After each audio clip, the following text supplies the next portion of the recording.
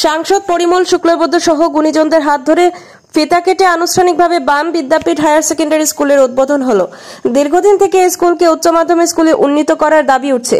শেষ পর্যন্ত সাংসদ পরিমল শুক্লবৈদ্য এবং স্কুলের পরিচালনা কমিটির সভাপতি শামসুল আমিন লস্কর ও প্রধান শিক্ষক শামসুল হক বরভূয়ার বিশেষ প্রচেষ্টায় দীর্ঘদিনের দাবি পূর্ণ হলো।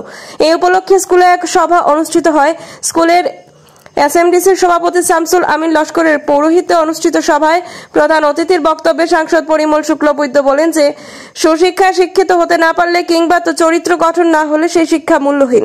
সরকার থেকে শিক্ষার উন্নয়নের জন্য বিভিন্ন মঞ্জুরি দেওয়া হলেও শিক্ষকদের কাছ থেকে প্রকৃত জ্ঞান আহরণের জন্য ছাত্রছাত্রীদের প্রতি আহ্বান জানান তিনি।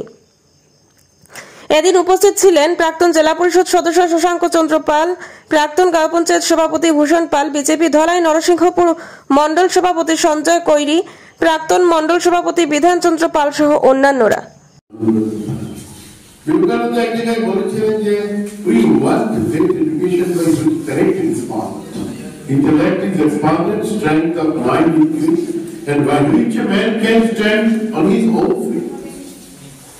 শিক্ষার প্রথম কথা চরিত্র নির্মাণ করতে হবে।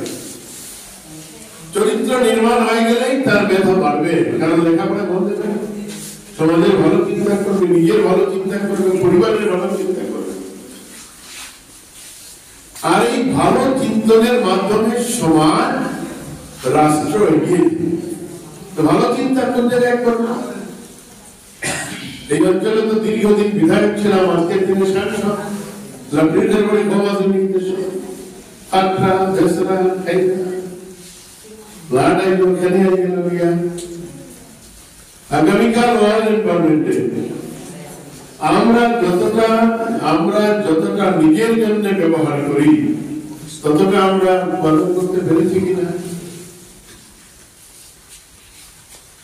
আপনারা হয়তো মনে মনে ভাববেন যে লাকড়ির কথা বলতেছি, লাকড়ির কথা বলতেছি, শিক্ষার কথা বলতেছি।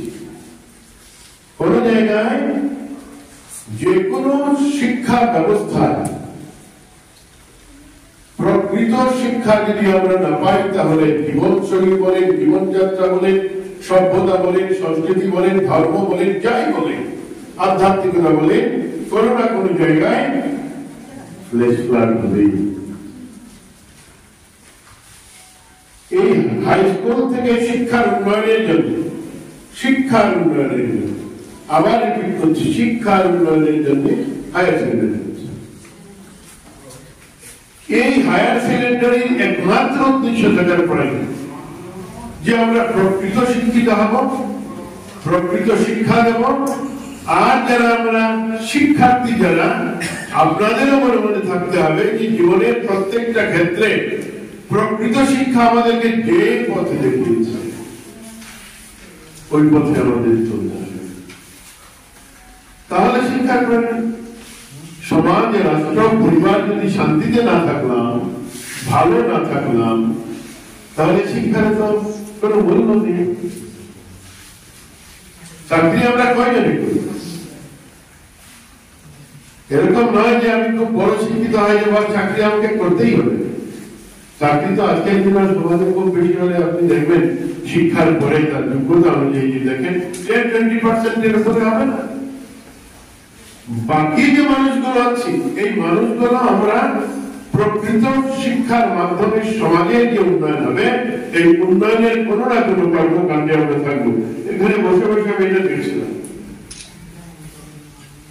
কোনো না কোনো মানুষ এটা তৈরি করেছে, এটা বিক্রি করেছে, বিক্রি করে 2 পয়সা লাভ করেছে, তার মা বাবাকে অন্ন জুগিয়েছে, তার নিজের প্রধান নিযুক্তি হয়েছে, কেউ না কেউ তো করেছে।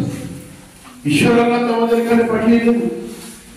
এটা বানানোর মাধ্যমেও মানুষ বেঁচে আছে। ওই যে কখন সে বাঁচবে, ক্যারেক্টার যদি তৈরি হয়, মেধা যদি তৈরি হয়, মনের বল যদি বাড়ে, তখন তার এমনিতেই নিজের